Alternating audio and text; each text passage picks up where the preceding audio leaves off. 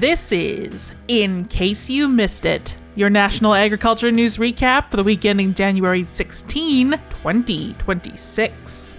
China and Canada struck a trade deal on Friday that will slash tariffs on canola and electric vehicles. Saskatchewan Premier Scott Moe joined Prime Minister Mark Carney in Beijing this week. He said the agreement is very good news for Canada and Saskatchewan and expressed hopes this would mean trade volumes will return to normal. Canada will allow up to 49,000 Chinese EVs into Canada at a 6.1% tariff rate. In return, Canada expects China to lower tariffs on canola seed to a combined rate of about 15% by March 1st. Canada also expects its canola meal, lobsters, crabs, and peas to have anti-discrimination tariffs removed from March 1st until at least year-end. As of Friday morning, there was no definitive word yet on the 25% tariffs faced by Canadian pork, but updates and reactions continued to roll in. Meanwhile, U.S. Trade Representative Jamieson Greer said Canada's reduction of EV tariffs was problematic and suggested Canada would not like the deal in the long run.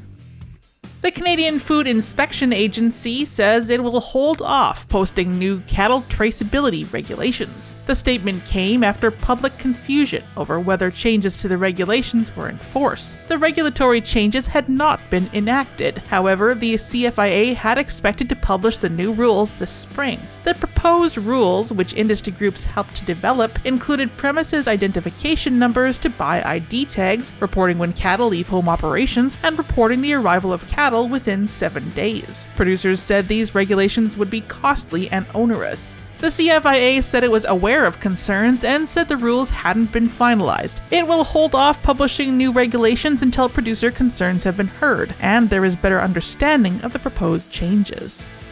As the review process begins for the CUSMA trade deal, fears that the U.S. is moving away from free trade are beginning to fade. Michael Harvey is Executive Director of the Canadian Agri-Food Trade Alliance. He said they're a lot more confident than they were a year ago. U.S. Trade Representative Jamieson Greer recently said there is broad support for CUSMA based on comments submitted by stakeholders. Greer cited a list of concerns about the trade pact, including a lack of dairy market access in Canada and Canada's exports of certain dairy products. He said a rubber stamp of the agreement isn't in the U.S. national interest, and it will be negotiating firmly with Canada and Mexico. Harvey said CAFTA is advocating for a 16-year extension of the agreement, which provides tariff-free access for most of the products Alliance members sell.